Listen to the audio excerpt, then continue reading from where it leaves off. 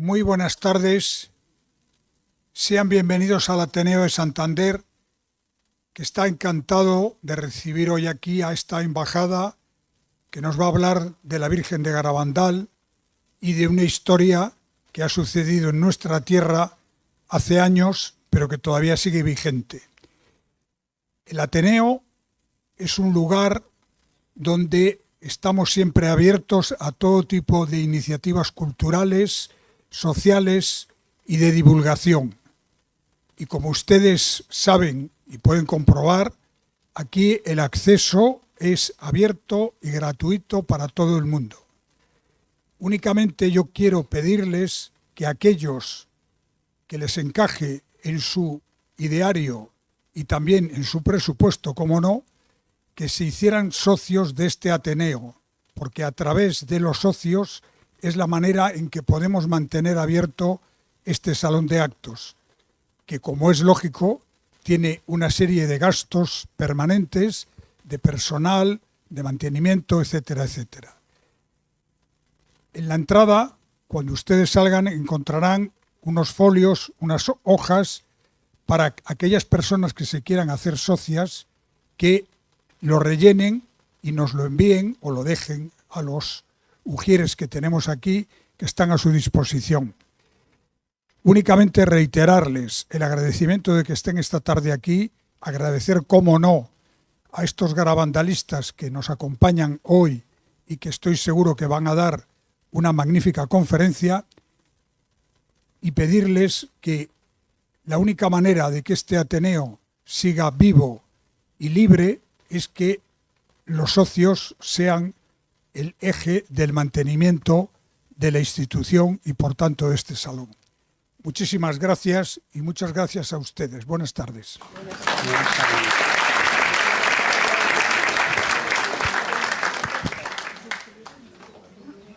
Bueno, yo creo que vamos a empezar este acto poniéndonos todos de pie y rezando un Ave María a la Santísima Virgen del Carmen de Garabandal, que es la protagonista hoy de este encuentro, en un día también muy especial, que es el día de San José. O sea que vamos a empezar con un Ave María para que nuestra Madre y San José estén contentos. En el nombre del Padre, del Hijo, del Espíritu Santo. Amén.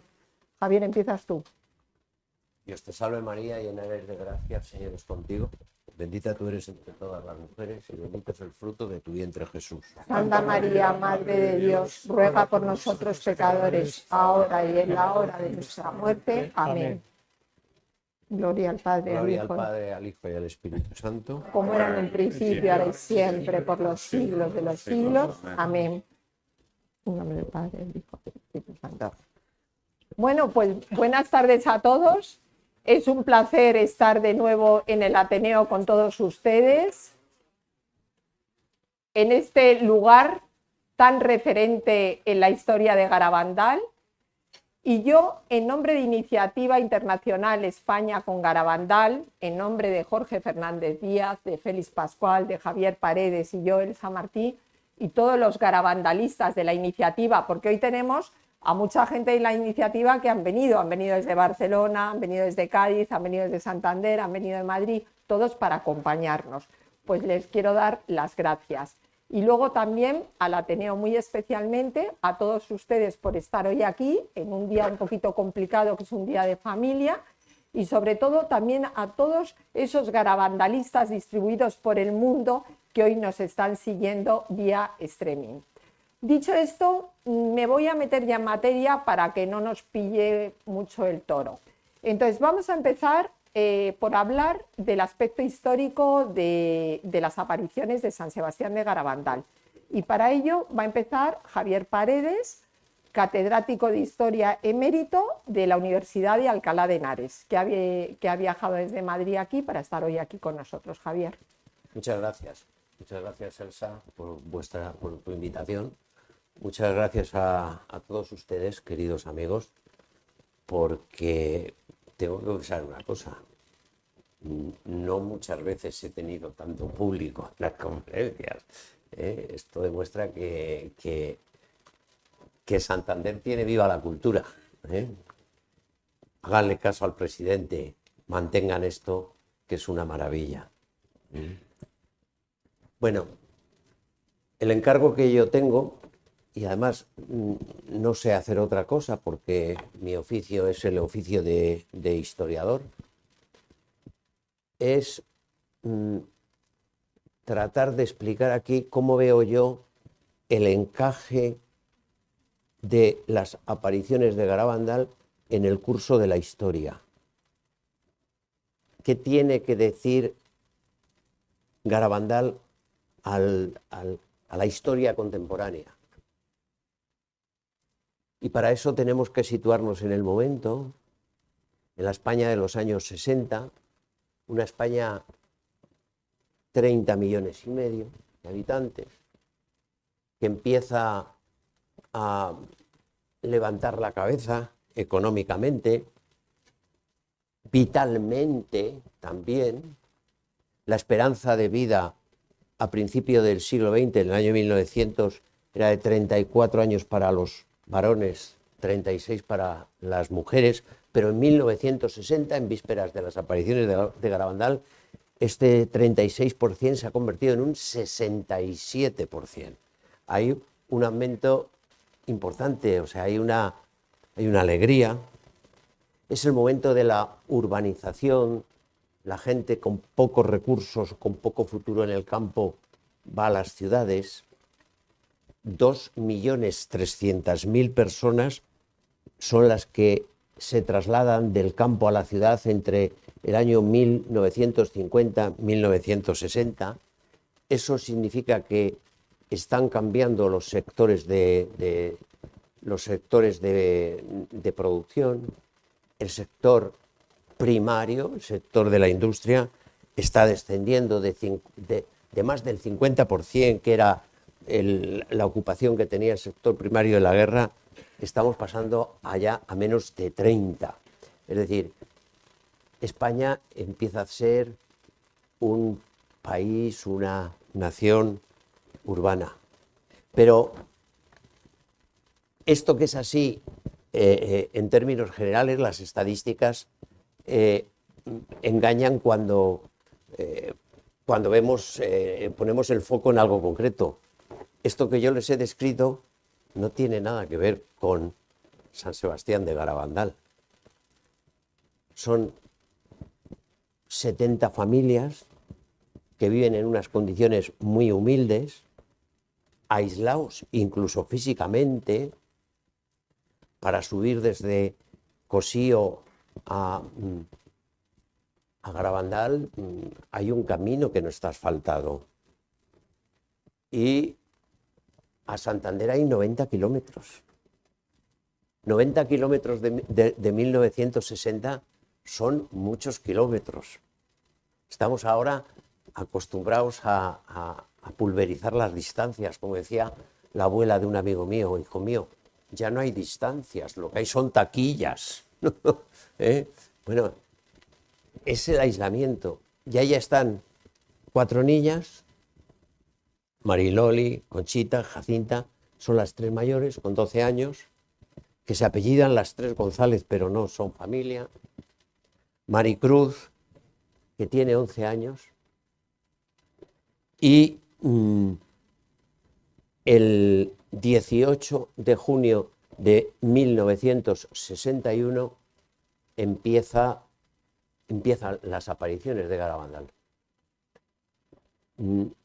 Los historiadores somos muy dados a centrar las cosas en el tiempo, pues por poner un límite, porque Garabandal sigue vivo. La prueba es esto que estamos viendo hoy aquí. Pero por encajonar las apariciones, pues pongamos que 18 de junio de 1961, 18 de junio de 1965.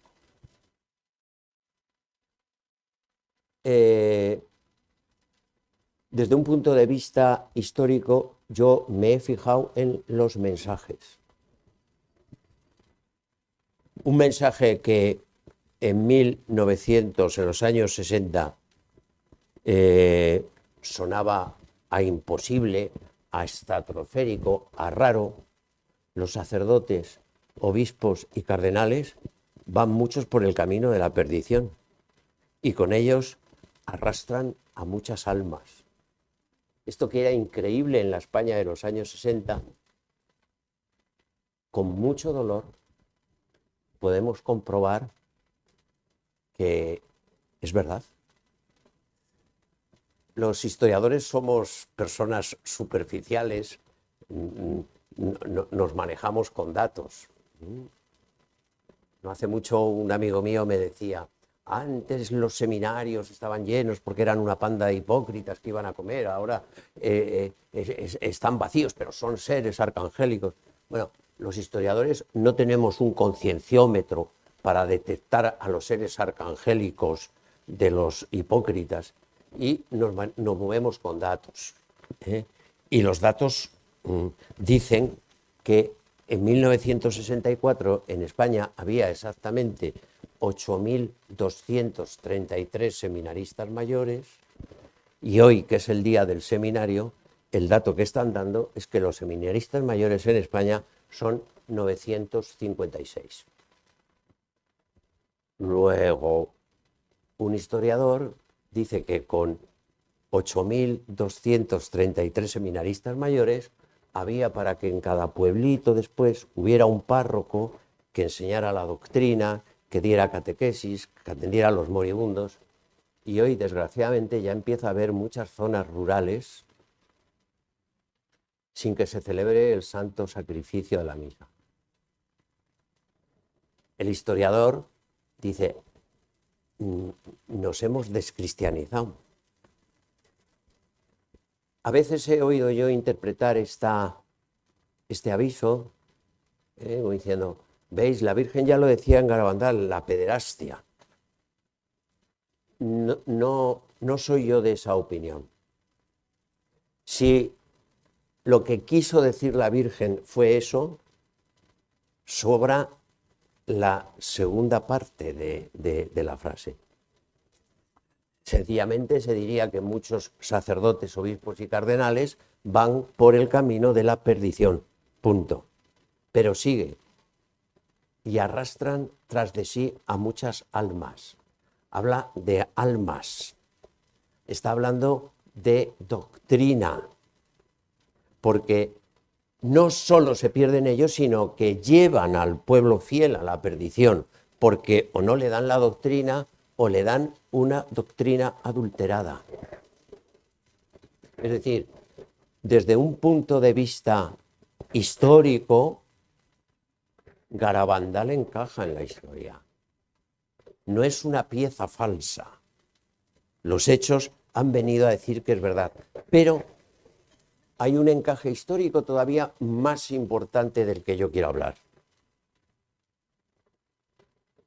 El sentido histórico que yo encuentro de mayor plenitud de Garabandal es precisamente ese añadido que se hace en el Ave María, Madre de Dios y Madre nuestra. Madre de Dios y Madre nuestra. Porque eso es lo que va a dar sentido al momento histórico que estamos viviendo en el siglo XIX y XX, que es la crisis de la cultura de la modernidad. Al concluir la Primera Guerra Mundial, 1919, Paul Valéry escribió aquello, ahora sabemos que nosotras, las civilizaciones, somos mortales.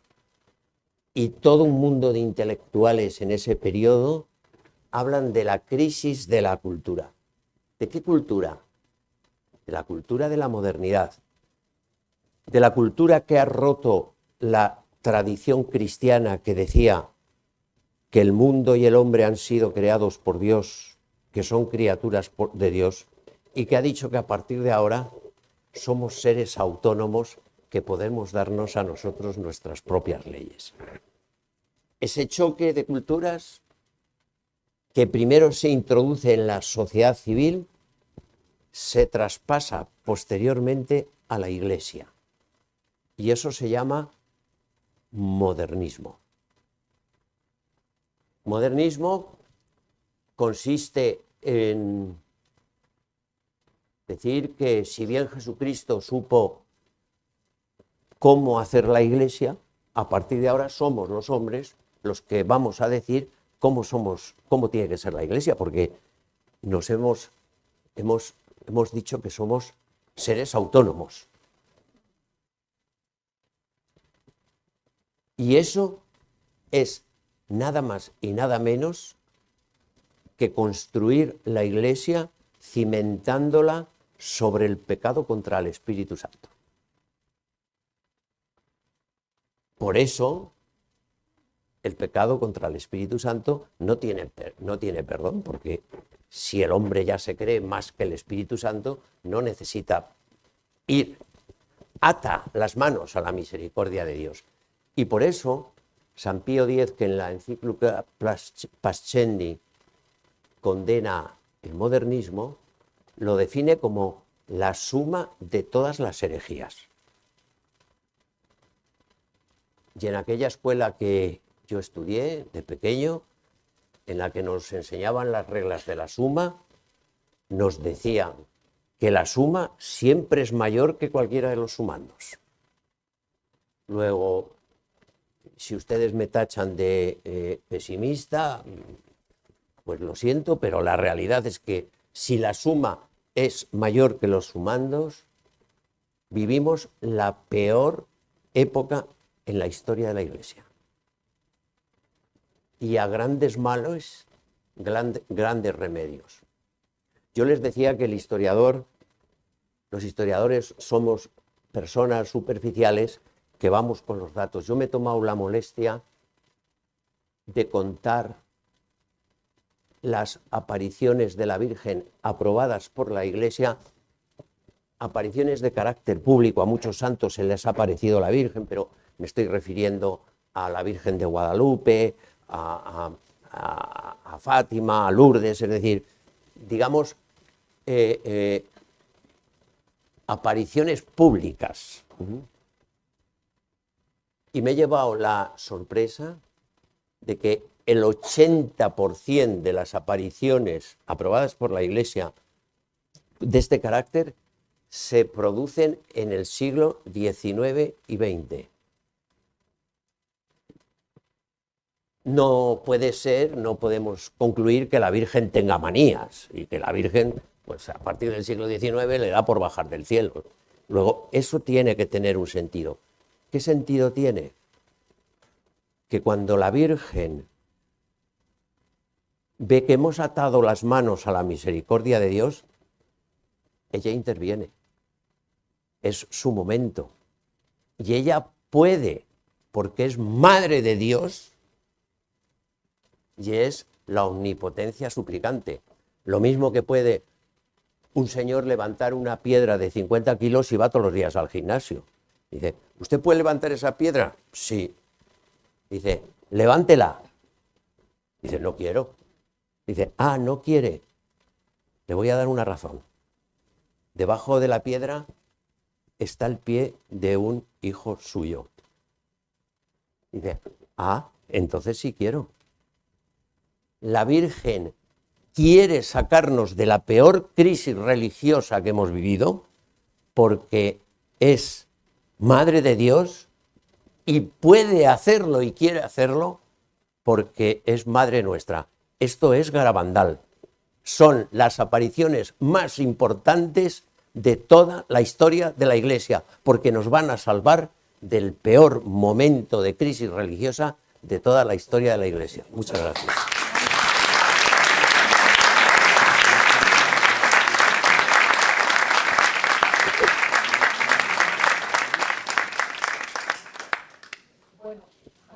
Exposición más buena. Tú has hablado del aspecto positivo de Garabandal. Yo voy a hablar de los aspectos negativos. Voy a defender las negaciones.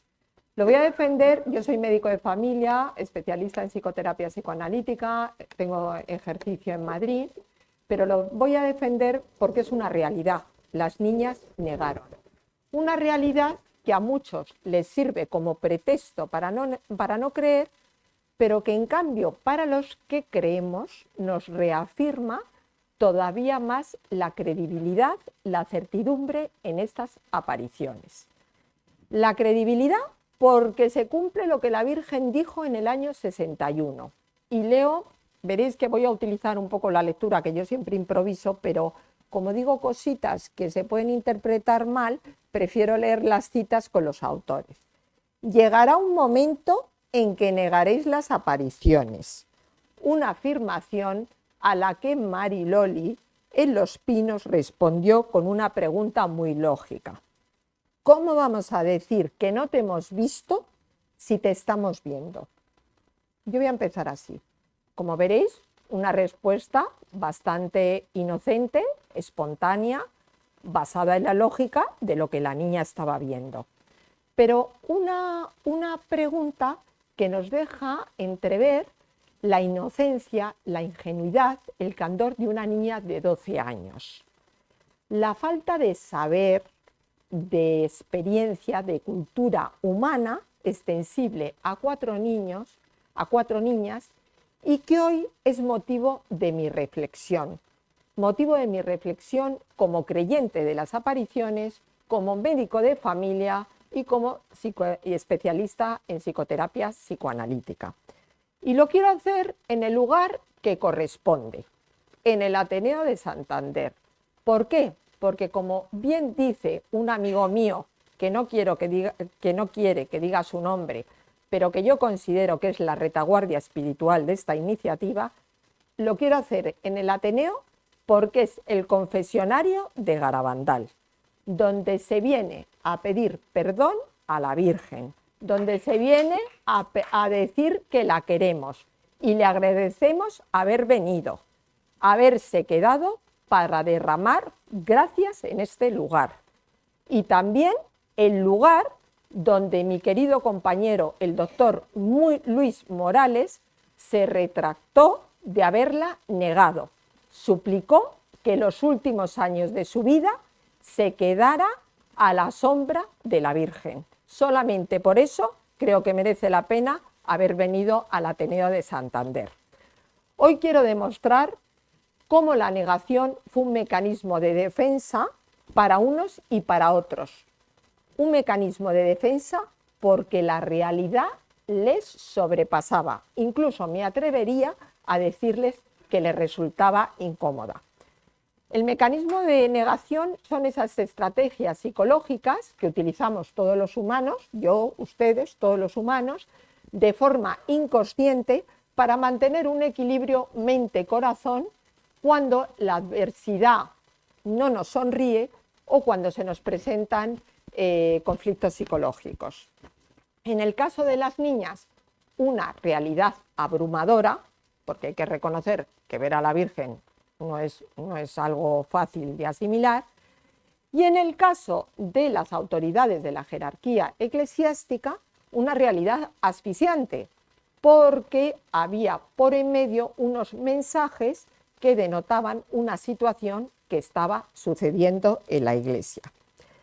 Sí, queridos amigos, hoy estoy para defender los aspectos negativos de Garabandal, las negaciones y dudas de 4 inocentes niñas, para argumentar por qué estas mentes jóvenes e inocentes utilizaron la negación como un mecanismo de protección y defensa para afrontar cambios significativos de su vida. Estoy aquí para razonaros cómo, sin ser conscientes de ello, lo utilizaron como un medio de adaptación para no entrar en conflicto con una realidad muy compleja, el mundo que vivían y ellas mismas. Cómo lo utilizaron para evitar el dolor de ser abandonadas, cuestionadas, enjuiciadas o ser su familia objeto de burla. También para justificar su distanciamiento, evitando mediante el mecanismo de la negación, para justificar ese distanciamiento de personas que admiraban, respetaban y querían obedecer porque no las creían o dudaban de ellas. La negación fue una vía de escape, un respiro del cielo para sobrellevar una realidad sofocante que os voy a demostrar. Una realidad conformada por situaciones de estrés, de angustia, de temor, de inseguridades, de afectos negativos con los que su conciencia no pudo lidiar, a pesar de haber experimentado lo más maravilloso de esta vida: ver, vivir y sentir a la Santísima Virgen. Ahora sí que os voy a leer, porque no quiero meter la pata de todo lo que voy a decir. Entonces os voy a pedir que me permitáis una breve descripción del ambiente, las circunstancias que rodearon las negaciones, para entender por qué yo me baso en todo esto. Agosto de 1961. Pasado 40 días de las apariciones de la Santísima Virgen, Conchita acude a Santander a petición de la comisión encargada de examinar los hechos. Dice Conchita: me querían llevar porque decían que yo era la que obsesionaba a las otras niñas. Padre García de la Riva, Memorias de un cura de aldea. Conchita, tras pedir permiso a la Virgen obedientemente, acude a Santander convencida de que era lo correcto hacer. Tras contestar infinidad de preguntas sobre lo que había visto, sentido, vivido, hace la siguiente afirmación: ¿sabe lo que le digo? Lo mío no es cierto, pero lo de las otras a lo mejor sí. Inimaginable fue lo que sucedió después. Primero Conchita niega verbalmente y después, antes de la firma de su declaración solemne de negación, la respuesta que dio el cielo.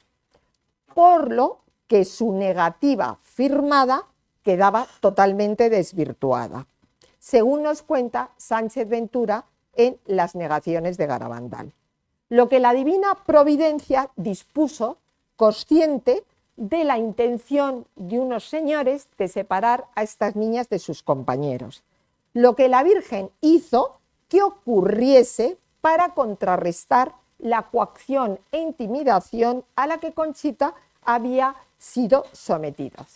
Sí, queridos amigos, la Virgen, la Santísima Virgen, en misión de rescate, se manifestaba en los pinos de Garabandal a las tres niñas, a Mariloli, a Jacinta y a Maricruz, a las 9 de la noche en Garabandal, a 90 kilómetros de Santander, igual que lo hacía en Santander, en la iglesia de Consolación, con Conchita. Un hecho comprobado por el brigada Álvarez Seco y por el entonces párroco de Garabandal, el padre Valentín Marichalar, el cual me inspira mucha ternura. Continúo transcribiendo palabras exactas extraídas del diario de Conchita, referentes a este suceso. Ese día me hicieron varias preguntas, varias pruebas conmigo, y cuando se terminó la aparición me metieron en una oficina con un sacerdote, el padre Odriozola, y un médico, el doctor Piñal, el cual quiso hipnotizarme para preguntarme cosas. Me decían que cómo había hecho esas cosas, que estaba loca, que estaba engañando al mundo de esa manera. Al día siguiente me llevaron donde médicos para ver si estaba enferma. Me llevaron donde uno que se llama Morales y varios más. Y todos me decían que estaba bien y que esto de las apariciones era un sueño.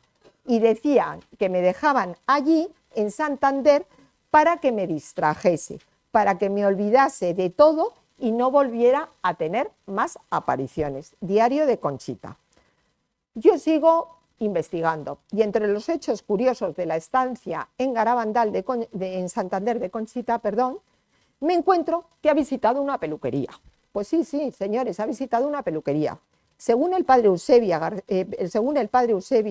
Eusebio García de Pesquera, en su maravilloso libro Se fue con prisas a la montaña, nos cuenta cómo Conchita le cortaron las trenzas porque suponían que ellas tenían una fuerza extraña sobre las otras niñas. Ojo al parche, ¿eh? Así como la declaración que hace Conchita al padre José Ramón Andreu tras su estancia en Santander. tras conocer la playa, participar de las ferias, ser objeto de seducción de placeres terrenales para que olvidara las apariciones de Garabandal. Una declaración donde, tras negar, manifiesta que sigue viendo a la Virgen. Según el padre Ramón Andreu de su informe, me ha declarado la Virgen, dice Conchita, que no me vino a ver más veces porque yo iba a la playa, pero ahora ya me he confesado y vendrá más veces. A los 8 días de su estancia en Santander, no conforme con la situación, mucha playa, poca misa, poca comunión, Aniceta, madre de Conchita, la cual es mi ídolo, acompañada de su hermana Maximina, se desplaza a Santander con intención de llevarse a su hija de vuelta a Garabandal. Al principio Conchita piensa que la están tratando bien, claro, ¿quién no pensaría lo contrario? Te llevan a la feria, a la playa, pues hombre, te cuesta. Pero al final Conchita obedece a su madre y vuelve. Enterado de esta situación, mi querido compañero, el doctor Piñal, disconforme con la decisión de su madre, intenta convencer a Conchita para que se quede. Transcribo a continuación las maravillosas palabras utilizadas por mi compañero, extraídas del libro Se fue deprisa a la montaña. No sé cómo eres tan tonta, queriendo volver al pueblo. Aquí serías una señorita. Como te empeñes en hablar de las apariciones, serás una desgraciada, porque te declararemos loca y te encerraremos en un manicomio, y tus padres irán a la cárcel. Bonitas palabras la de mi compañero. Palabras imprudentes, intimidantes, bochornosas, denunciables, que denotan un maltrato psicológico y una mala praxis profesional. Pero sigamos con este relato que no tiene desperdicio. Febrero de 1966. Lo voy leyendo todo porque no quiero decir nada que no sea la verdad. Febrero de 1966. Terminadas las apariciones, Conchita, de 17 años, viaja a Pamplona con intención de ser religiosa, ingresar en el colegio noviciado de las Carmelitas de la Caridad de Pamplona.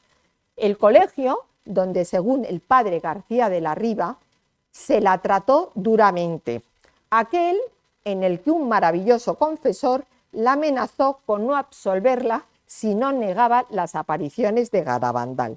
Transcribo al pie de la letra las palabras que utilizó. Si no prometes decir en el pueblo y a los que allí suben que los has engañado, te rehúso la absolución. Una advertencia que se encargó de mantener todo el verano mediante carta, donde le insistía cómo él había condicionado la absolución a la negación de las apariciones. Verano del 66. Conchita empieza a experimentar grandes dudas tras regresar a su pueblo y reencontrarse con sus amigas, con Jacinta y con Mariloli. Dudas entendibles y razonables. Había visto a la Virgen y es difícil creer eso.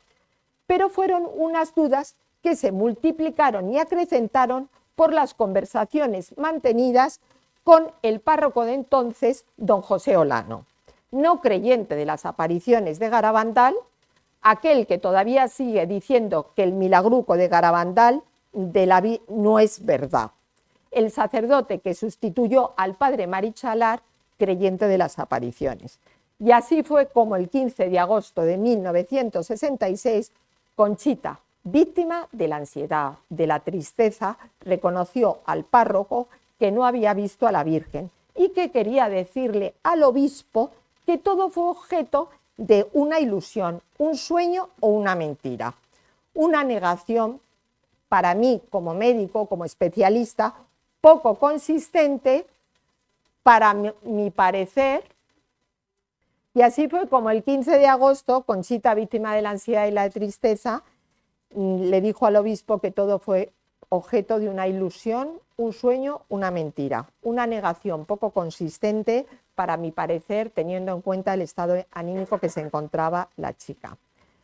Ahora viene lo mejor. Finalizadas las vacaciones del verano, vuelve a su colegio de Pamplona. 2 días después, el 30 de agosto, recibe una visita muy especial, la del obispo de Santander, Monseñor Puchol. Sin previo aviso, este se desplaza a Pamplona acompañado de 3 personas, entre los que se encontraba el párroco de la aldea, don José Olano, para interrogar a la niña. Tras 7 horas de interrogatorio, 2 por la mañana, 5 por la tarde, con pausa para comer, Conchita niega las apariciones firmando una hoja en blanco, según refiere Aniceta. Comportamiento poco acertado y muy criticable el que tuvo entonces Monseñor Puchol, obispo de Santander, si tenemos en cuenta que ese interrogatorio de 3er grado lo hizo sin la autorización de Aniceta, madre de la niña, madre de un menor, quien expresamente había dicho en el colegio que no quería que la niña recibiese visitas o entrevistas por estar esta niña en aquel periodo tenso de su vida.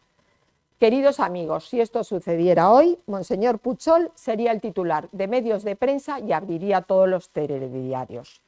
Pero bueno, sigamos con lo sucedido. Aniceta, tras lo ocurrido, con mucho criterio, decide trasladar a su hija a otro colegio y antes de regresar al pueblo, que no quería que fuera víctima de chismes y habladurías. Así es como llega Conchita al Colegio de las Concepcionistas de Burgos, donde permanece el curso 66-67 bajo la dirección de la Madre Nieves y el Padre Guerra, que se ocuparon de su formación y de su dirección espiritual. Un colegio donde esta niña de 16 años tuvo que, por unanimidad, cambiar su identidad. Adoptó otro nombre, María González, que es el que todavía utiliza hoy cuando se quiere distraer. En palabras de la Madre Nieves, una decisión que dice mucho sobre la entereza de su carácter, su falta de vanidad, pues supo callar y pasar inadvertida. Semana Santa del 67, Viernes de Dolores. Medios de comunicación de España y del extranjero se hacen eco de la nota condenatoria de Monseñor Puchol sobre las apariciones de Garabandal. Conchita recibe la noticia que se atribuye todo a un inocente juego de niñas, disfrutando en el pueblo de sus vacaciones. Monseñor Puchol no solo había entrevistado a Conchita, también lo había hecho a Jacinta y a Mariloli el 7, 17 de septiembre y el 11 de octubre. En referencia a la declaración de una y de otra, me gustaría resaltar 2 aspectos. La falta de solidez de la declaración de Jacinta. Si las apariciones no fueron verdad, para las otras tampoco lo son para mí. Padre Félix Ochaíta, mariólogo, es lo que nos dice esto. Mirar lo que le dijo Mariloli al Diario Cántabro. Nos llenaron de dudas y llegamos a negar. La Virgen así nos lo había anunciado. Nos dijo que negaríamos lo que habíamos visto, pero yo ahora estoy segura de que todo aquello fue real. Alonso, en testimonios sobre las apariciones de Garabandal, hace referencia a cómo Jacinta fue amenazada con la excomunión. Palabras textuales. Si no negábamos, nos dijeron que nos descomulgaban. La joven, que desconocía el significado de aquella expresión, preguntó: ¿qué significa descomulgar? A lo que respondieron que la excomunión lleva aparejada la imposibilidad de comulgar, recibir la absolución de los pecados y que en hora de la muerte no podrán ni siquiera ser enterrados en un cementerio, sino fuera de él como perros. Veamos ahora el impacto, la tensión que provocó en el ambiente la nota de Monseñor Puchol. En palabras de Conchita, reacciones negativas e insultantes de algunos extranjeros, escenas tensas dentro y fuera de la familia. Está claro, una vez más, se cumplía lo que la Virgen nos había dicho: unos y otros os enfrentaréis y contradeciréis. Palabras que corrobora el testimonio de muchos testigos, donde se reafirma lo dicho por Conchita. Unos los defendían, otras las atacaban, incluso otros las querían exorcizar. Si a esto se añade titulares de prensa sensacionalistas, las falsas videntes de Garabandal, un juego de niñas que ha durado 6 años, es más imaginable lo difícil que resultó entonces la convivencia en este pueblo. La relación entre familias, entre padres que no firmaron las negaciones a pesar de que sus hijas lo hicieron. A colación del tema, quiero comentar lo que resalta el padre Félix Ochaíta cómo explican los fenómenos de dudas y negaciones, lo común que son en este tipo de experiencias místicas. Sirva como ejemplo grandes santos de la Iglesia: Santa Teresa de Jesús, Santa Bernadette, Santa Catalina, el Beato Bernardo Hoyos y nuestra queridísima Sor Lucía. Termino esta exposición con las palabras de dos sacerdotes para mí muy significativas. El padre Félix Ochaíta. Aquellas negaciones ni fueron absolutas ni se dieron en las circunstancias propicias, sino en un momento de dudas, temores y algunas presiones de personas con autoridad. Padre Lucio Rodrigo, desde la Universidad de Comillas. Nuestra creencia en los fenómenos de Garabandal no se ha fundado sobre lo que las niñas han dicho, sino sobre los hechos contrastados por mí personalmente y por muchos otros testigos. Nadie tiene razón para destruirlas, ni aún de atenuarlas, simplemente por lo que en la actualidad o aún en el futuro puedan las niñas decir. Ellas estarán en una ilusión, pero nosotros no. En Garabandal, el pueblo habla, de Ramón Pérez. Tendréis la oportunidad de conocer testimonios maravillosos, entre los que está el padre de Manolín, que no sé dónde está, testimonios sinceros de personas que vieron porque estaban allí. Médicos, sacerdotes prestigiosos como el doctor Puncernau, el doctor San Juan Nadal, el doctor Ortiz, el doctor Gallego. Sumémonos, pues, entonces a lo que los expertos teólogos afirman. A más que hablar de negaciones, deberíamos hablar de vacilaciones momentáneas, perfectamente comprensibles en la situación que se encontraban y os acabo de comentar. Así pues, no nos dejemos manipular con que las negaciones nos dejen hacer creer en estas apariciones. No nos dejemos manipular con una comisión que nunca existió, en palabras de Javier Vildósola.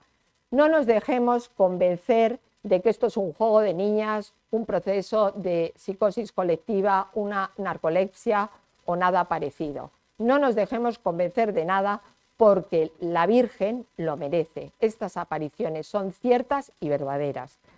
La Virgen utilizó el mecanismo de la negación para proteger a estas niñas, para meterles en el túnel del tiempo, de la amnesia que llamamos los médicos, para protegerlas emocionalmente de lo que habían vivido y sentido. Muchísimas gracias a todos.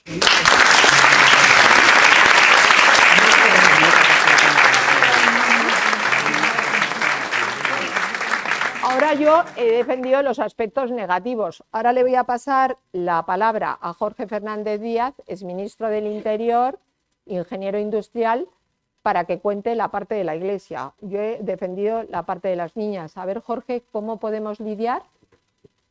¿Por qué se actúa así? Bueno, gracias, Elsa. Muy buenas tardes. Otra vez es muy buenas tardes y muchas gracias, amigo Castañeda, a esta institución centenaria, Ateneo de Santander, en el que tuvimos el honor de estar aquí, seguro que muchos de los aquí presentes, el 11 de julio pasado, y que tenemos el placer y el honor de volver a estar hoy, ¿no? Hoy, que como muy bien ha recordado Javier Paredes, no es una fecha cualquiera, es San José. Me gusta recordar lo que escribió San Juan Pablo II diciendo que los dos tesoros que el Señor más quería, pues aludiendo a Dios Padre, que eran Jesús y María, los puso bajo la protección de San José. La verdad es que yo más de una vez me he puesto, con perdón, entiéndaseme lo que quiero decir, ¿no? Intentar ponerme en la persona de San José y, hombre, que te pongan de cabeza de familia del Hijo de Dios y de la Virgen María, pues bueno, es para nota, ¿verdad? Para nota, ¿no? Y además, bueno, pues, bueno, en fin, ¿qué voy a decir, no? Realmente hay que ser un santo tan grande como es San José, nuestro Padre y Señor, ¿no?, para cumplir esa misión tan excelsa y tan dura que el Señor le había encomendado, y cumplirla además como la cumplió el glorioso San José, ¿no? Bueno, me ha encantado escuchar evidentemente a Elsa y a Javier Paredes, buen amigo, ¿no?, catedrático de Historia Contemporánea, ahora emérito, pero catedrático de Historia Contemporánea de la Universidad Pública de Alcalá de Henares, ¿no? Y que, permíteme que te lo diga, Javier, que te pediré las notas de lo que has dicho, porque me ha parecido especialmente interesante, sinceramente, gracias. Solo acoto yo, él es un especialista en la materia, por eso digo solo que ese 80% que Javier Paredes ha comentado, que de las apariciones reconocidas por la Iglesia, o todavía no reconocidas formalmente, pero con fundamento serio de ser reales, ¿no?, pues el 80% de todas en la bimilenaria historia de la Iglesia, desde la primera, ¿no?, del 2 de enero del año 40 en la Hispania romana, cuando la Virgen se trasladó en carne mortal a confirmar en la fe evangelizadora y apostólica nada menos que al apóstol Santiago, única aparición de la Virgen en carne mortal, porque las demás, todas las demás, como sabemos, han sido después de la asunción gloriosa de la Virgen a los cielos. Por lo tanto, ella baja del cielo a Fátima, a Garabandal, a Lourdes, a Guadalupe, a Medjugorje, etcétera, etcétera, ¿no? Y eso es un dato muy significativo, porque, en fin, el encargado de evangelizar a la Hispania romana del momento, año 40, hacía 7 años de la pasión, resurrección, muerte del Señor y ascensión a los cielos, no había sido cualquiera, era el apóstol Santiago. Al hilo de lo que he recordado de San Juan Pablo II, aludiendo a San José, yo me permito recordar aquello que se decía, dice, cuando el Señor, en fin, en el momento de que va a morir, ¿no?, ya en la cruz, pues a los 3 tesoros que más quería, que dejaba el Señor Jesucristo, eran pues su madre, la Virgen María. En la cultura judía de la época, una mujer viuda y sin hijos lo pasaba mal, porque la cultura judía del momento, pues el hijo mayor del momento, el primogénito, pues tenía que encargarse de cuidar a su madre, ¿no? Entonces, claro, una mujer viuda y sin hijos lo pasaba al parecer bastante mal. Entonces al Señor, es lógico, está en la cruz, sabe que su madre, la Virgen María, no tiene más hijos y que él va a morir, y entonces pues es cuando le dice a San Juan, ahí tienes, hijo, ahí tienes a tu madre, madre, ahí tienes a tu hijo. Y en ese hijo, San Juan Evangelista, estamos todos nosotros, ¿no? Pero decía el Señor, dice, se cantaba, ahora ya no se canta, en esta cultura y sociedad tan descristianizada como nos relataba Javier Paredes, ¿no? Pues ya no se dice eso, pero se decía, ¿no?, que las 3 realidades, los 3 tesoros que el Señor dejaba eran la Iglesia, y se la encargó a Pedro. Era su madre y se la encargó a Juan. Y los 3 discípulos más estrechos del Señor, sabemos que eran de los 12, eran 3, eran Pedro, Santiago y Juan. Los únicos que estuvieron en la transfiguración en el monte Tabor fueron Pedro, Santiago y Juan. Los únicos que estuvieron con él, aunque se durmieron, pero estuvieron con él en el huerto de Getsemaní la noche del primer jueves santo de la historia, eran Pedro, Santiago y Juan. En algunos milagros, como la resurrección de la hija el hijo de la mujer de Jairo, ¿no? En fin, hay diversos episodios en los evangelios donde alude a Pedro, Santiago y Juan, ¿no? De, bueno, pues a esos 3 les encargó las 3 cosas que más quería. A Pedro la Iglesia, a Juan su madre y a Santiago España. Es una opinión, pero basada en una realidad. Es decir, hoy Santiago Apóstol sabemos que es el patrón de España, y estaba evangelizando a la Hispania romana. Nuestros antecesores celtíberos y demás, ¿verdad?, debían ser un poco duros de cerviz, y parece ser que en las orillas del Ebro, ¿no?, en Zaragoza del momento, César Augusta, ¿no?, pues andaba un poco cansado y, en fin, y quizás, no sé si desmoralizado, de que no tenía demasiado éxito la prédica, ¿no? Y la Virgen se traslada en carne mortal desde Jerusalén o Éfeso, donde vivía, cuidada precisamente por el hermano de Santiago, Santiago Juan, los hijos del CBDO, se traslada. Es la primera aparición para confirmarle en la fe apostólica evangelizadora, porque en los designios de la providencia, desde el eterno presente de Dios, sin duda, la evangelización de la Hispania romana tenía un papel a jugar en la historia muy importante, como así fue la evangelización de América por España. La contrarreforma, donde el imperio español se desangró literalmente en sangre humana de nuestros tercios y soldados y en dinero, ¿no? Y era muy importante esa evangelización. Bueno, pues ese 80% que ha dicho Javier, de apariciones marianas en los últimos 2 siglos, tiene una explicación, que él sabe perfectamente porque es un maestro en la materia. Yo he tenido con él conversaciones muy interesantes, porque además él domina esa materia especialmente, me refiero a la Revolución Francesa. Es que son desde la Revolución Francesa aquí, porque la Revolución Francesa marca un antes y un después en la historia. Pues pasó del cristianismo, de la cristiandad, donde, bueno, pues Dios era el centro, la medida, la referencia de aquella cultura, de aquella sociedad que duró la Edad Media, pues 1000 años, 1000 años. Pasa a una sociedad en la que ya Dios, mire usted, si usted existe, no moleste.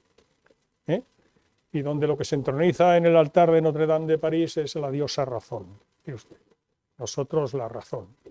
Eso de milagros y lo sobrenatural, lo que el profesor Javier Paredes sintetizaba como la síntesis de todas las herejías, la modernidad ha penetrado efectivamente en la sabiduría del mundo. Y entonces, hablando a lo humano, aprobar la asignatura, es decir, salvarse en el juicio particular que todos tendremos en un momento determinado de nuestra existencia, ¿no? Aprobar la asignatura en un medio que ya no es un medio cristiano, como era la cristiandad, sino que es un medio racionalista y en gran medida ya incluso ya anticristiano, ¿no? Pues es más difícil.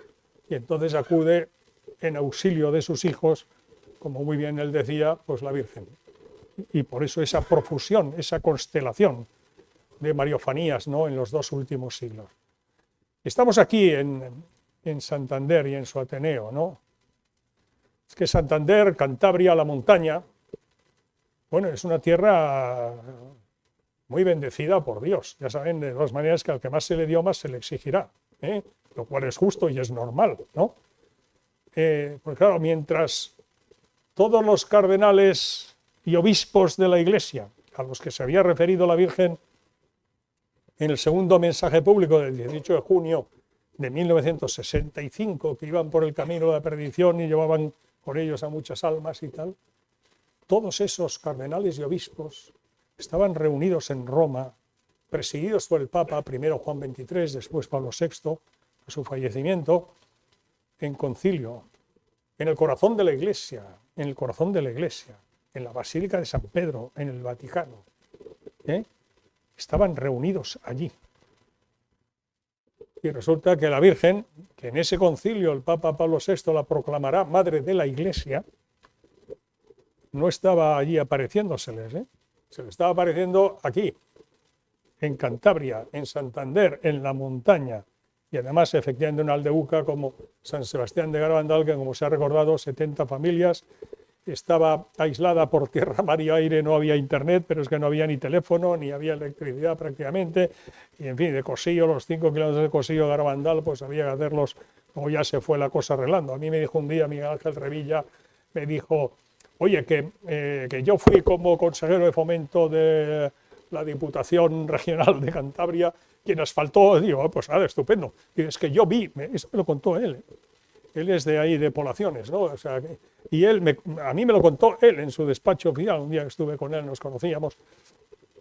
Dice, yo fui testigo de una aparición. Yo fui testigo de una aparición. Y por tanto, bueno, lo dejo para otro. Esto que he comentado, me refiero a que los cardenales y obispos que iban por el camino de la perdición, etcétera, estaban reunidos en el Concilio Ecuménico Vaticano II. Y evidentemente no es casual, no es una mera coincidencia que durante los prácticamente 4 años, casi 4 años, que duró el Concilio Ecuménico Vaticano II, el mayor acontecimiento eclesial del siglo, y no solo del siglo, ¿verdad? Pues la Virgen se está apareciendo a 4 niñas, como se ha dicho, Conchita, Jacinta, Mariloli y Maricruz, que Elsa ya ha dicho también hoy, pero lo ha dicho otras veces, que tenían psicológicamente, al parecer, una edad no mayor de 9 años, dado el contexto, el contorno en el que vivían y estaban en la formación. Por supuesto que le hablan de repente que aparecieran por ahí fotógrafos de todas partes y, en fin, hasta reyes, ¿no? Como sabemos, los reyes de Bélgica, Balduino, Fabiola, vinieron y otros, en fin, y personajes, y que ellas siendo protagonistas, no habían oído hablar en su vida de que es una aparición de la Virgen, lo tuvieron que aprender sobre la marcha y con esa pedagogía y esa enseñanza que les fue haciendo la Virgen, ¿no?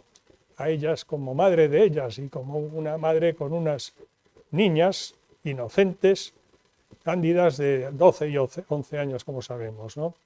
Esa coincidencia, repito, no es una mera coincidencia. Y eso, en fin, es algo que hay que enfatizar, es decir, la importancia que en la historia bimilenaria de la Iglesia católica tiene las apariciones de Garabandal. Garabandal es verdad que también hay una parte de la gente que tiene atracción por Garabandal, cuando se fija, como sabemos, en la escatología de los últimos tiempos, en el aviso, el milagro, el castigo. Yo, salvo que haya preguntas después, no voy a referir a eso, aunque bueno, es una realidad, ¿no? Pero, que insisto, hay que profundizar en lo que significa que la Virgen durante todo el Concilio Ecuménico Vaticano II estuviera aquí, a 90 kilómetros de aquí, como sabemos en Garabandal, en San Sebastián de Garabandal. Ya. ¿Qué mensaje tenía que trasladarle a la humanidad que fuera tan importante en aquellos momentos, simultaneando a lo que estaban decidiendo los príncipes de la Iglesia en el concilio? El profesor Paredes lo ha expresado muy bien. Esa sociedad que ya definía en la influencia del iluminismo, la masonería, el racionalismo, la Revolución Francesa, ¿no? Pues había dado paso a una sociedad que ya estaba en otra longitud de onda, que había dejado atrás la cristiandad con el tránsito del Renacimiento y estaba en otra longitud de onda, donde el hombre era un ser autónomo, donde lo que no cabe en mi razón no existe, por lo tanto lo sobrenatural pues evidentemente no existe, etcétera, etcétera, ¿no? Y evidentemente a ese hombre, digo el Génesis, que dice, y Dios creó al hombre, varón y mujer los creó. Por tanto, el ser humano, al decir el hombre, es el ser humano, ¿no? Masculino y femenino. Estoy seguro que se me entiende, porque nadie, estoy seguro, me va a pedir que hablemos en lenguaje inclusivo, ¿no? Eso lo dejamos para en fin, otros momentos y otras personas, ¿no? Bueno, pues es muy importante el mensaje de Garabandal. Y debo decir que da gusto ver aquí, en fin, con la salvedad del pequeño incidente de esa mujer que ha sentido una indisposición, que esperamos que no sea nada, una cosa, el calor de aquí y todo. Ver aquí, nos decía Castañeda, el presidente de la institución, que tiene un aforo de 250 personas, ¿no? Yo, por deformación de ingeniero, ¿no?, me he entretenido en contar un poco a vista de aquí las butacas que estaban sin ocupar. Y digo, desde luego, como mínimo, hay 230 personas. Lo ha dicho Javier muy bien, ¿eh? Hoy en día los que ya tenemos alguna experiencia de actos, presentación de libros, conferencias y tal y cual, oigan, un día de diario como es hoy, martes 19 de marzo, ¿verdad?, a convocar a casi 250 personas es para nota, ¿eh? Sobre todo cuando saben además que lo pueden ver online, ¿eh? Y por lo tanto lo ves mucho más cómodo desde tu casa, en fin, que no... Pero sabemos también que ustedes no han venido aquí atraídos por, aunque sea muy atractivo, ¿no?, por la doctora Elsa, por Javier Paredes, por Félix o por un servidor, sino atraídos por la Virgen, ¿eh? Atraídos por la Virgen. Atraídos por la Virgen y atraídos, también es lógico entenderlo, oiga, es que la Virgen vino aquí, es que vino a la tierra de ustedes, la tierra tan maravillosa, la montaña, montañeses, ¿no? Que vino aquí, y no vino aquí para dar un mensaje a Cantabria, a Santander, ¿no?, a la montaña, no, vino para dar un mensaje a la humanidad, a la Iglesia y por medio de la Iglesia a toda la humanidad, ¿eh? Y repito, eso es una gran responsabilidad, ¿no? Cuando la responsabilidad también exige formación, documentarse. Oye, a mí esto en principio me interesa, pero yo quiero conocerlo para poder hacer un ejercicio de discernimiento sólido, basado en hechos debidamente contrastados, comprobados, etc. Y Garabandal es una historia que está contrastadísima y comprobadísima, como sabemos. A mí me llama la atención cuando, leyendo, ¿no?, y tal, pues se pide, a ver, el milagruco que aquí Félix fue testigo presencial, ¿no?, 18 de julio del 62, la comunión visible y tal, bien, sí, pero me decía un milagro, pues es que milagro había cada día. Vale, milagro había cada día. Si entendemos por milagro un hecho que no se explica por razones naturales, y que cuando no se explica, no tiene explicación posible por razones naturales, ni razones meramente científicas o de la ley natural, etcétera, no. Pues una de dos, o es sobrenatural o es preternatural. Es decir, o tiene origen divino, sobrenatural, o viene de abajo, o origen de Satanás y sus secuaces, ¿no? Y es evidente que lo que hacían las niñas, pues, hombre, dar a besar el crucifijo, en fin, hablar con la Virgen como hablaban, bueno, pues eso creo que sobran comentarios respecto a que evidentemente al demonio no le hacía precisamente mucha gracia, ¿no?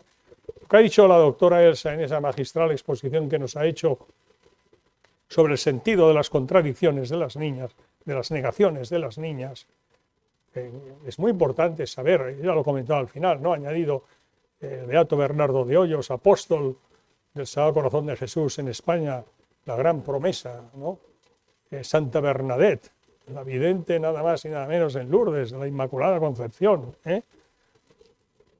Está llena la teología mística de grandes santos que pasaron por esas situaciones y por las denominadas por Santa Teresa como noches oscuras del alma. Es decir, que eso forma parte, como diría aquel, como forma parte del guión.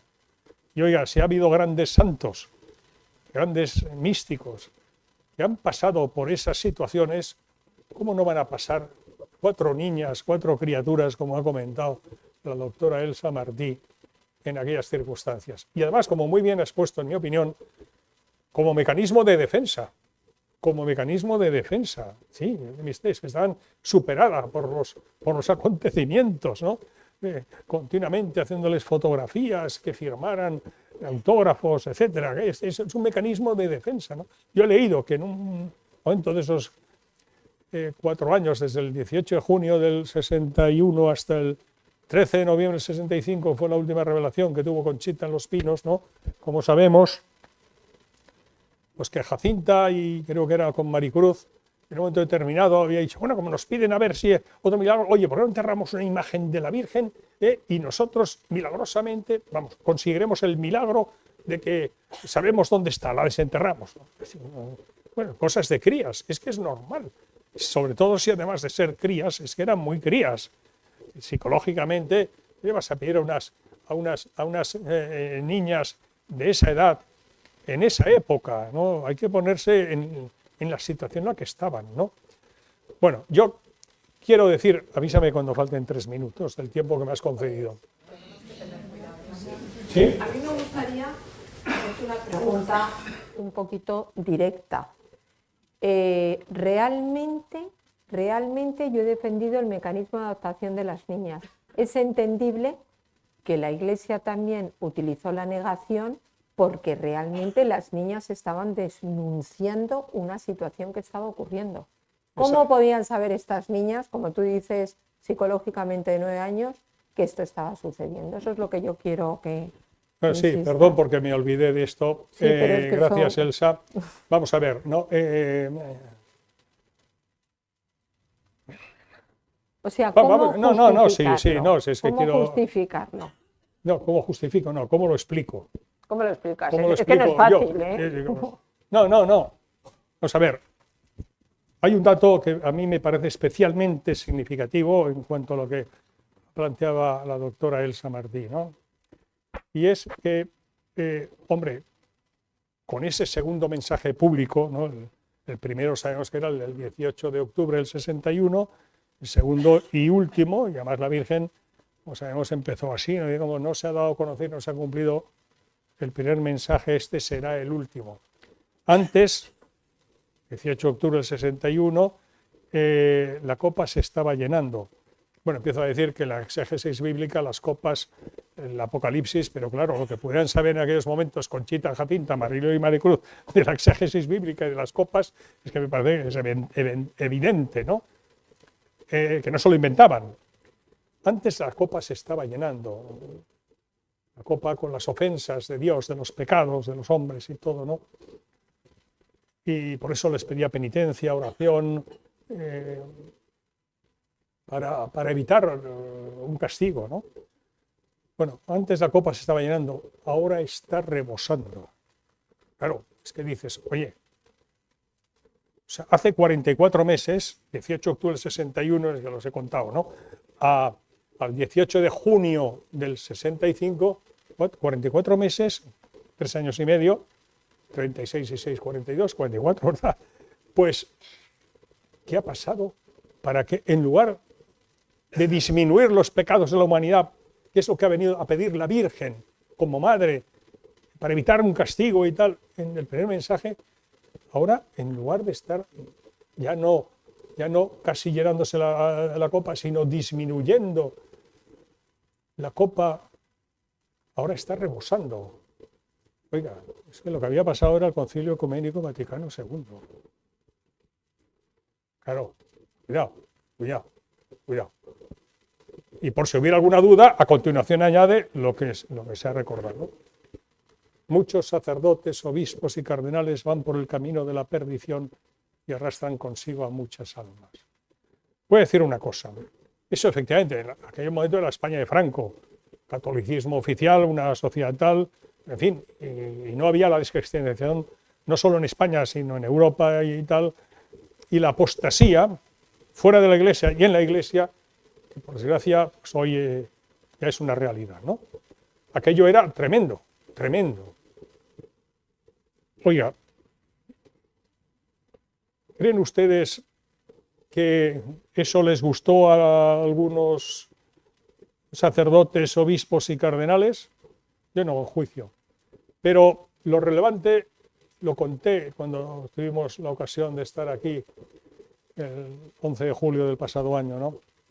Lo relevante es que cuando el cardenal Ottaviani, prefecto del Santo Oficio, hoy Doctrina de la Fe, tiene conocimiento de ese mensaje, que lo tuvo inmediatamente, porque seguía muy de cerca lo que sucedía en Garabandal, su reacción es que Conchita, por favor, venga aquí. Aquí es a Roma. Está documentado por el padre Luna, que estaba entonces ejerciendo de de párroco en funciones en Garabandal, que él recibió el mensaje y que le pareció, y creo que es razonable, que fuera a ver al obispo, que era don Vicente Puchol, que acababa de ser nombrado hacía poco obispo de la diócesis, a decírselo, porque él estaba de suplente y él estaba incardinado en Zaragoza, en la diócesis de Zaragoza, y por lo tanto, bien, y él lo cuenta, bien escrito, que lo recibió con mucha amabilidad y demás, pero que, bueno, el caso es que al cabo de pocos días se filtró la noticia, la reacción fue tan fuerte del clero contra esa posibilidad que no fue el padre Luna con Conchita y su madre Aniceta, como tenía previsto, a presencia del cardenal Ottaviani en el Vaticano. Recibió un segundo mensaje: con permiso del obispo Sinel, por favor, traiga a Conchita a mi presencia.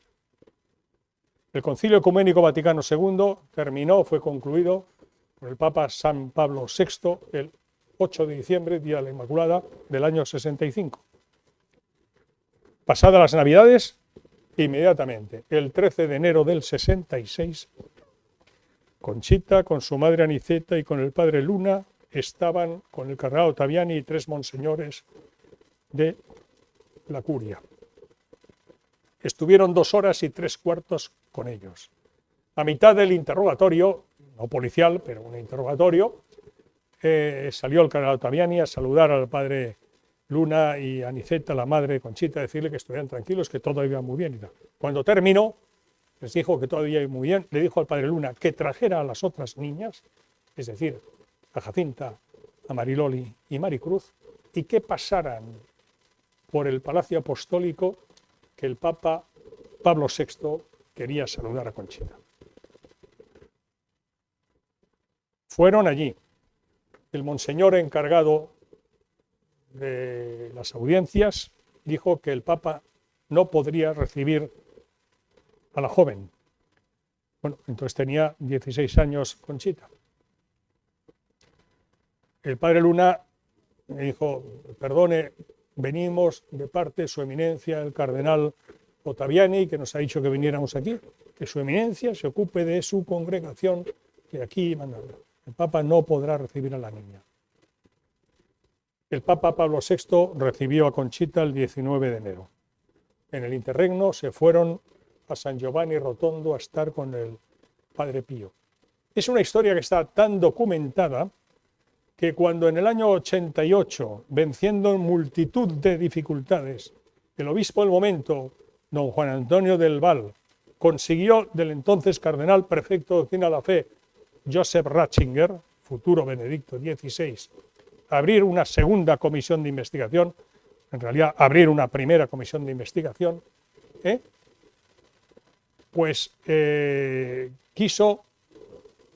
envió un emisario suyo, don Juan Antonio del Val, al seminario de Zaragoza, donde residía entonces el padre Luna, para que ratificara o no que eran verdad esos hechos. Curiosamente, ese encuentro tuvo lugar el 18 de junio, no hay meras coincidencias en los designios de la providencia, del año 88. Y hay un acta que recoge lo que dijo el padre Luna, para llevársela a don Juan Antonio del Val, el obispo de Santander. La providencia provee, y hay hubo una mujer extraordinaria, hace que hablé de ella, doña Mercedes Alisax, la señora de Barcelona, se decía, Mercedes Alisax, que tenía una copia de ese acta. Un buen día, Mercedes Alisax, gran amiga, me dijo: Jorge, te voy a pedir un favor. Cuando yo muera, quiero que toda la documentación que tengo de Garabandal, que es mucha, esté en buenas manos. Y te voy a pedir que te la quedes tú. Recuerdo que yo le dije, aquí mi mujer, estábamos con ella, que le dije: bueno, Mercedes, tranquila. Yo pensé que en todo caso lo pondría el testamento. Dice: no, quiero que te lo lleves ahora. Entre esa documentación estaba una copia de ese acta. Por tanto, lo que yo digo, lo digo con un acta recogida en las circunstancias que somera y sumariamente les he dicho. Conchita estuvo con el padre Pío, estuvo con Pablo VI y estuvo con el cardenal Ottaviani. Termino diciendo, ese mensaje era muy duro para la Iglesia, pero el Papa quiso que esa niña, y pidió que las otras también fueran su presencia. Y el cardenal Ottaviani fue el mediador para que eso se produjera. ¿Alguien cree que si el Papa hubiera creído lo que le decían, que todo eso eran juegos de niñas, que eso era, en fin, que eso eran invenciones y demás, el Papa Pablo VI, con todo el trabajo del Concilio Vaticano II y demás, y el cardenal Ottaviani, hubieran querido que un poco, entre comillas, la portavoz de las niñas fuera llevada a Roma, para hablar con ella.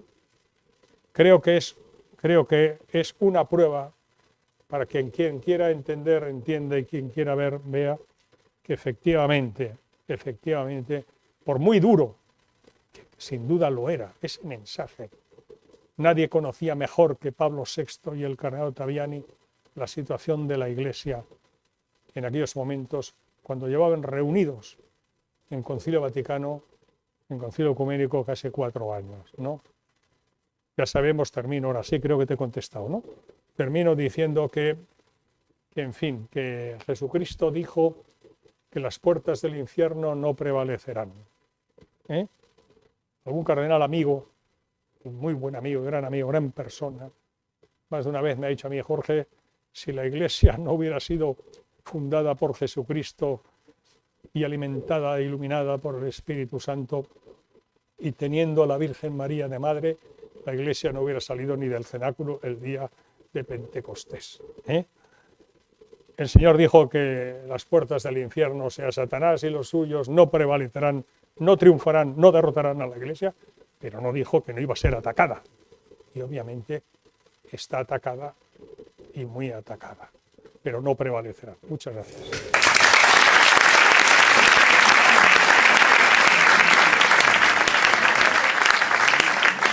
Antes de pasar a Félix Pascual, yo voy a decir que después de la tempestad llegó la calma y las niñas se reafirmaron en que habían visto a la Virgen. Primero lo hizo Jacinta, luego Conchita, Mariloli, Maricruz. Y decir también que afortunadamente las cosas han cambiado y que cada vez tenemos más sacerdotes que simpatizan con nuestra iniciativa. Y eso de verdad que es muy reconfortante, porque ya a todos los encuentros que hacemos por España ya empezamos a contar con algún sacerdote. Y eso quiere decir que parece que la Iglesia está entrando, o sea que hay que celebrarlo. Bueno, ahora vamos a dar paso a Félix Pascual, el artífice de que estemos hoy aquí, autor de Garabandal, experiencia de un peregrino. Entonces yo creo que nos vas a pedir que bajemos y luego subimos, ¿no? Pues vamos a bajar. Tú no bajes por ahí, que nos han dicho que por ahí no.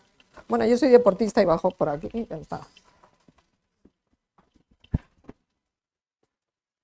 Muy bien, muchas gracias.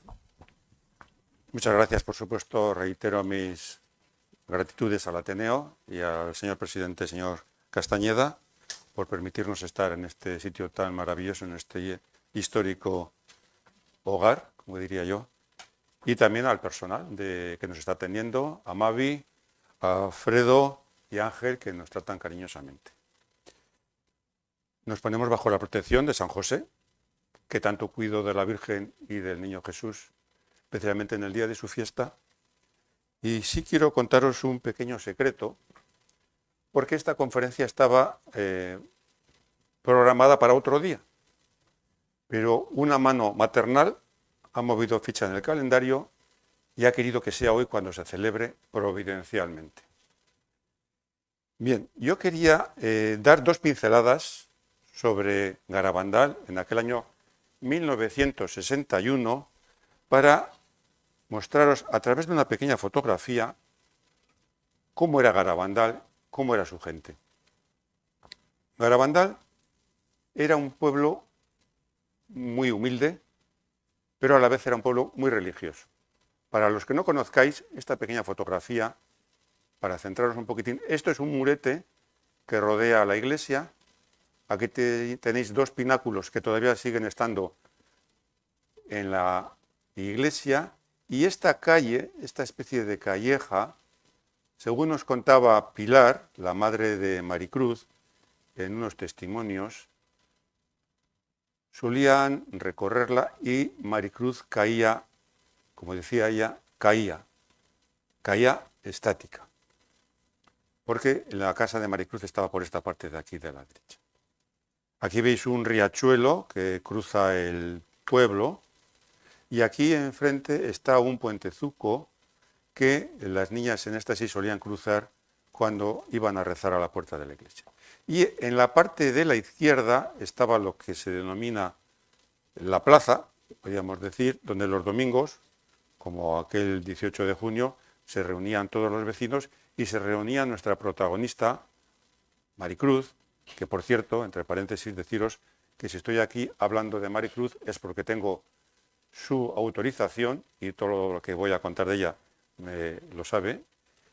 Maricruz y Conchita esa tarde salen corriendo con sus juegos hacia el huerto del maestro, donde había un manzano, a coger manzanas. Y Plácido Ruilova, un gran testigo, me contaba: Félix, pero si en junio en Garabandal las manzanas eran canicas, verdes no, estaban verdísimas. Entonces, no era robar manzanas. Si había, en todos los huertos de Garabandal había un manzano, 2 manzanos, si lo que hacían era caerse para que se lo comerían las ovejas, esas manzanas.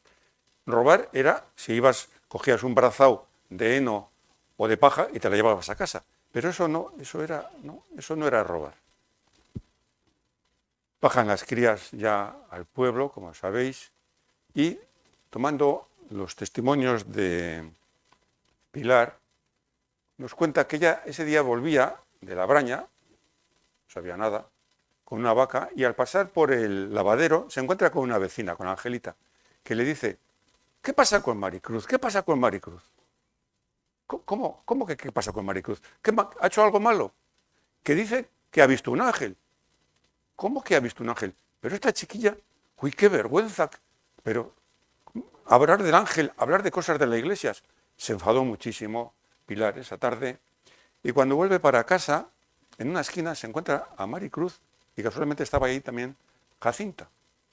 Y le dice: oye, Maricruz, ¿pero qué andas diciendo que has visto un ángel? Nada. Y le contesta Jacinta: y yo también lo he visto. ¿Y tú también? Bendito sea Dios, mocosas más que mocosas. Anda, ven para casa que te voy a dar unas patadas. Y esa tarde, dice Pilar, en su testimonio, la reñí muchísimo a Maricruz. Y yo os pregunto, ¿os imagináis la psicología de una niña de 11 años que ha descubierto algo fabuloso porque ha visto un ángel, un ser celestial, que quiere compartir con su madre esa noticia, que quiere disfrutar con ella, y se encuentra con que su madre le va a pegar unas patadas, y encima la riñó muchísimo? Increíble, realmente increíble. Os voy a poner otra foto. Otro detalle. Más o menos el día siguiente sube a Garabandal un universitario de 20 años, José Román Serrano Martínez, más conocido como Manín. Sube a darle clases a Daniel, el hijo de Eustaquio Cuenca, un personaje muy conocido, una persona que necesitaba que le ayudarían con su hijo. En la fotografía estamos viendo esta es la maestra, Serafina Gómez. Este es don Benjamín Manichalar, el párroco del pueblo, y este es un número de la Guardia Civil que voy a echar manos de ellos para poder contar lo que os quiero decir. Están las 4 protagonistas y Maricruz, la pequeñita, la de 11 años. Llega allí Manín al pueblo a enseñarle al hijo del indiano, y pronto don Valentín se da cuenta: este chaval es espabilado y me puede hacer un gran servicio. Normalmente don Valentín no estaba en Garabandal, él estaba abajo en Cosillo, y le encarga a Manín que después de las apariciones recoja a las niñas, se las lleve a su casa y que les pregunte a ver qué es lo que han visto, qué les ha dicho la aparición, para que él vaya tomando nota, por orden de don Valentín. Para que al día siguiente baje a Santander, baje al obispado, con el informe para que tengan conocimiento de lo que está pasando en el pueblo. Manín, encantado, un trabajo que le gusta muchísimo, pero al 4.º día, cuando vuelve ya con las niñas a tomarles esa información, a apuntar esa información para bajar al ayuntamiento, a bajar a la comandancia de Puente Nansa, se encuentra en la puerta 2 números de la Guardia Civil, que le están esperando para bajarle a prestar declaración a Puente Nansa, porque en el pueblo hay rumores de que cuando lleva a las niñas a casa, las droga, las hipnotiza para que se comporten de la forma que lo están haciendo. Y al pobre Manín, como si fuera un preso, lo bajan allí a Puente Nansa a que tome declaración. Afortunadamente todo se entiende, se justifica, y pues Manín tiene que volver ese día, como dice él, tiene que subir en caballo a Garabandal, pero con un susto terrible en el cuerpo y con el firme propósito de que no va a seguir apareciendo para nada en Garabandal cuando las niñas tengan éxtasis. Él se va a coger, se va a marchar y no quiere saber absolutamente nada. Con lo que resulta que una información valiosísima que podríamos tener de esos primeros días, no la tenemos. Y tampoco se sabe esa información que bajó al obispado, dónde está, ha desaparecido, nadie sabe nada de ella. Con lo cual nos quedamos sin información. Este suceso que os estoy comentando está muy bien reflejado en un libro del padre José Luis Saavedra, doctor en teología, que en su libro Garabandal a la luz de la historia, que precisamente es su tesis doctoral, lo cuenta perfectamente, lo cuenta muy bien. Nos quedamos sin información. Bien, seguimos. Cierto día me llama Plácido Ruilova, un testigo de las apariciones, y me dice: Félix, ven a casa porque hoy quiero enseñarte, quiero que oigas una grabación de un testimonio que me dio Pilar un día que fuimos a su casa. Yo estaba con una señora, yo tenía ese magnetofón que veis ahí, y nos invitó a que iríamos a su casa porque nos quería contar una serie de cositas. Estaba también su marido, y Plácido lleva el magnetofón en una bolsa, escondido. Dicen, lo llevaba escondido no porque me iban a contar cosas personales ni cosas que podrían ser privadas, no, era simplemente para que no les influiría, para que me hablarían con libertad, para que me contaran todo lo que querían contarme. Dice que entró en la casa, lo colocó debajo de la mesa, estaba ahí Escolástico, estaba Pilar, y que Pilar empieza a contarle lo que había pasado. Y es lo siguiente, dice que estaba un día Pilar en casa, preparando ya por la mañana, preparando el almuerzo, y es esto que oye que pican a la puerta. Cloc, cloc, cloc, cloc. Ave María Purísima. Y ella que contesta, sin pecado concebida. Y entre que dejé el trabajo que tenía, que cogí las llaves, que fui a la puerta y abrí, veo que ya un señor, un pobruco, se marchaba, que había picado a la puerta, y ya no le pude atender. Pero bueno, ya me meto en casa, subo arriba, que estaba Maricruz todavía acostada, y le dijo, uy, ha venido un pobre, casualidad hoy no tenemos nada de leche, no tengo más que 40 céntimos para darle. ¿Y qué dice Maricruz? Ah, pues yo quiero darle mi almuerzo. El almuerzo para el pobruco. Un trozo, o sea, un pan y un trozo de chorizo. No había más. Bien, baja Pilar a casa nuevamente, a la cocina nuevamente, para seguir con su trabajo. Y en esto que baja Maricruz, dice, y dale estas 5 pesetas, que las he apañado aquí, en el suelo de la cocina. ¿Cómo que 5 pesetas? Si en el suelo de la cocina no había nada. Sí, dale estas 5 pesetas con los 40 céntimos que la apañé aquí, en el suelo de la cocina. ¿De dónde? Me decía Pilar. ¿De dónde ha salido esa moneda de euro? Que en la cocina no había nada. Si esto es maravilloso, esto es un milagro, decía ella, esto es un milagro. Para el pobre.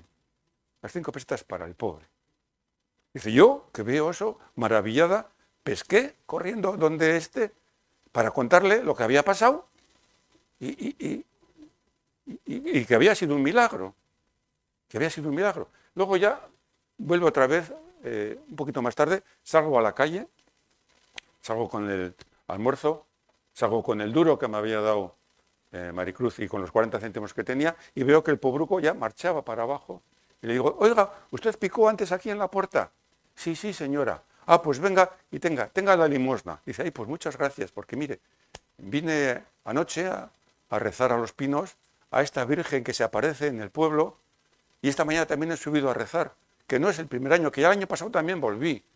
Y estuve aquí con ella hablando, porque yo no vengo a pedir, sí, pero no vengo a pedir. Yo vengo a pedirle a esta Virgen por mis cosas, por mis problemas personales. Yo no quiero otra cosa. Digo yo, pero ¿qué fe tiene este hombre que viene desde Cosillo, que no tiene medio para subir por esa carretera de Cosillo a Garabandal, que viene sin dinero, que viene sin comida, a pedirle a la Virgen que se aparece aquí en Garabandal? Milagro, aparece una moneda de 5 pesetas en el suelo, Maricruz dice que la pesca, que la quiere para dársela, y le abrimos ahora a Escolástico, porque Plácido le pregunta, ¿y tú, Escolástico, qué piensas de esto que te dice Pilar? Dice, a esta ya la conozco. Unas veces no cree nada, otras veces sí cree, y si dice que es un milagro, pues si la Virgen existe y Dios existe, pues puede hacer estas cosas, ¿no es verdad? Pues claro que es verdad.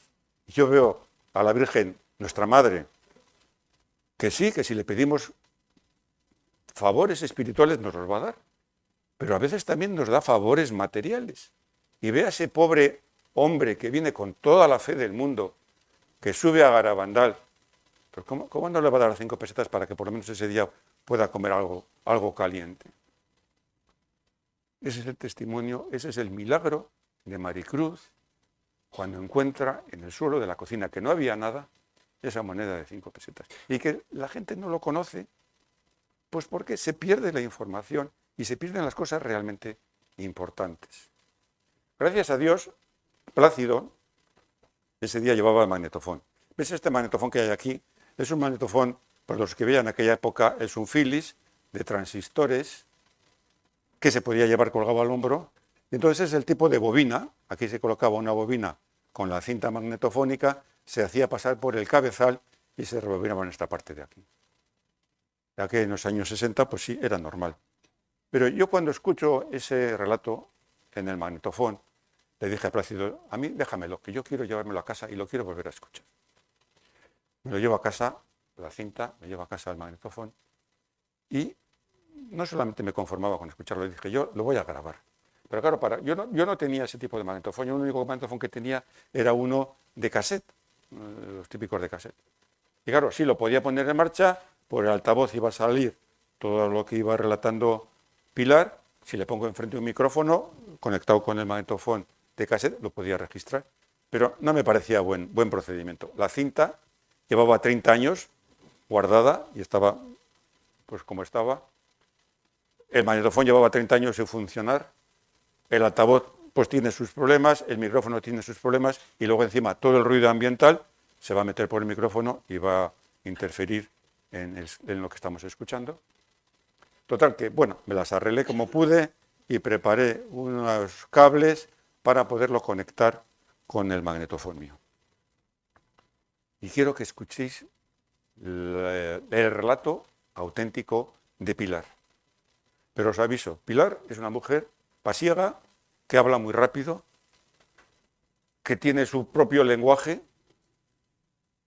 Es un día que hay feria en Garabandal, porque se van a oír los ruidos de la atracción, de una música que ponen, pero con lo que os he explicado más o menos, si estáis un poquitín atentos, igual conseguís entender lo que nos cuenta Pilar.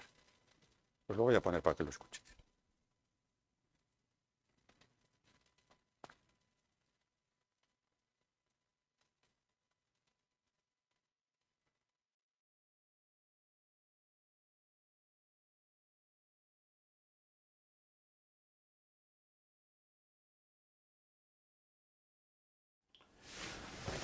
Como os he explicado, Plácido me dejó el magnetofón de bobina portátil que utilizó para realizar la grabación en casa de Pilar y de Escolástico. Ese magnetofón de Plácido lo conecté con este Grundig que tengo aquí de cassette para poder pasar el formato de bobina a formato de cassette. Aquí tengo la cinta de cassette que utilicé en aquel momento para realizar la grabación. la vamos a meter en el magnetofón y le vamos a dar a play para poderla reproducir en el ordenador.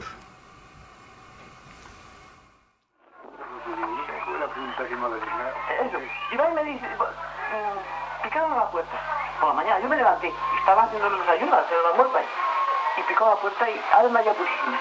Me dijeron, pobre.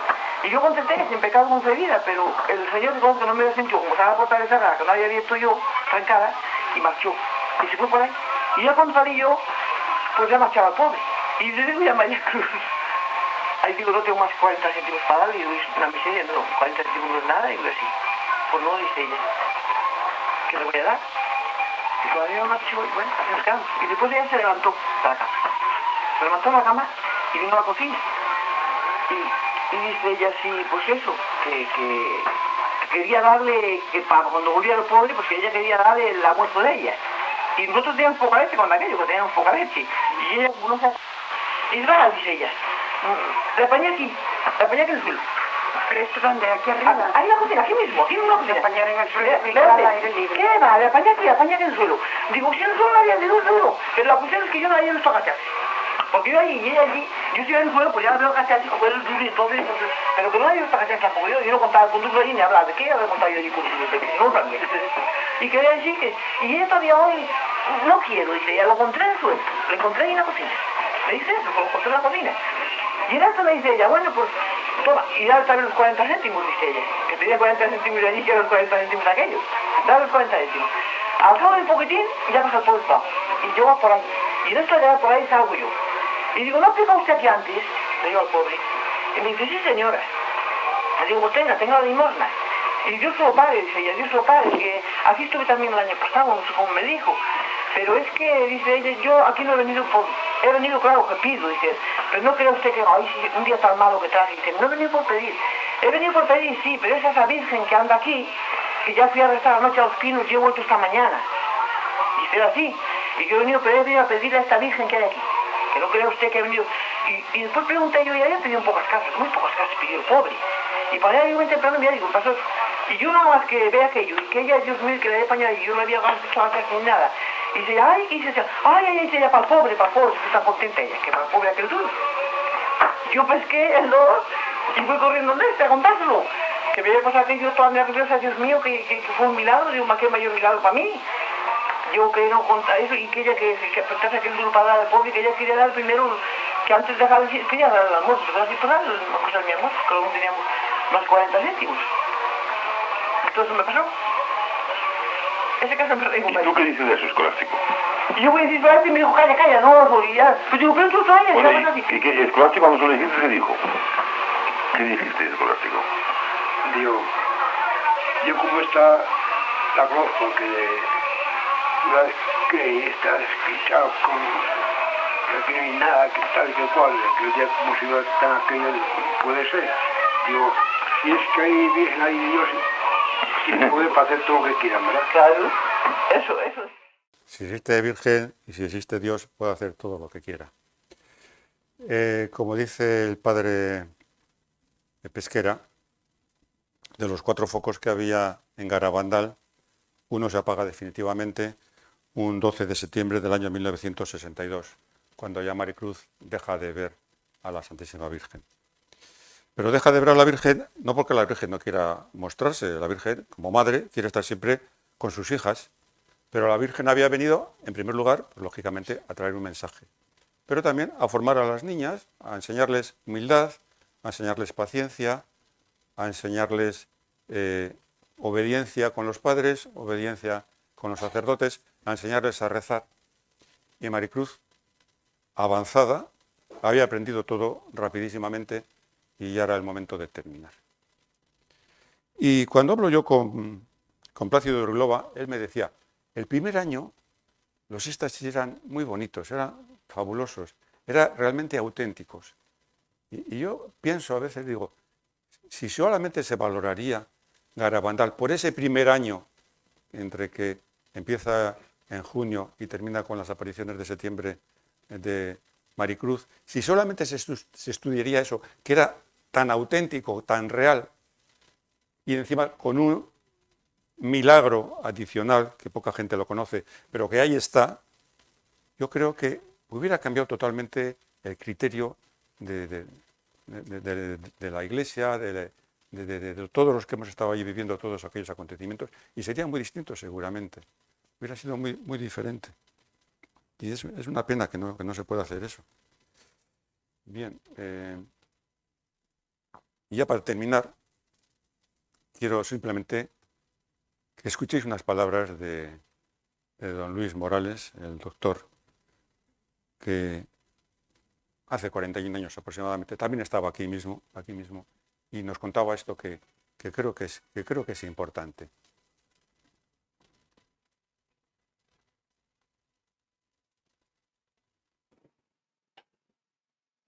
Yo pido nada más una cosa.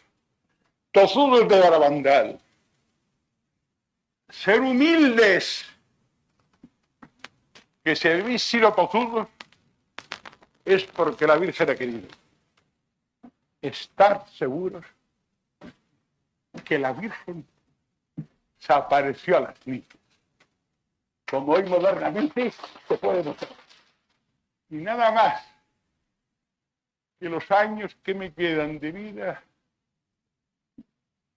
que la Virgen de Garabandal tenga conmigo misericordia y más con ustedes que han tenido la paciencia de aguantarme. Y nada más. Muchísimas gracias.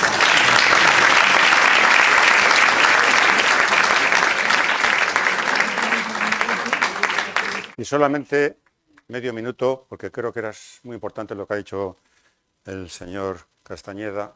Allá afuera han dejado unos papelitos para poderse inscribir en el Ateneo, un centro que sigue promocionando la cultura, que es muy importante la cultura, que tengamos conciencia de que tenemos que avanzar en esta línea y que, por favor, nos interesemos por los temas.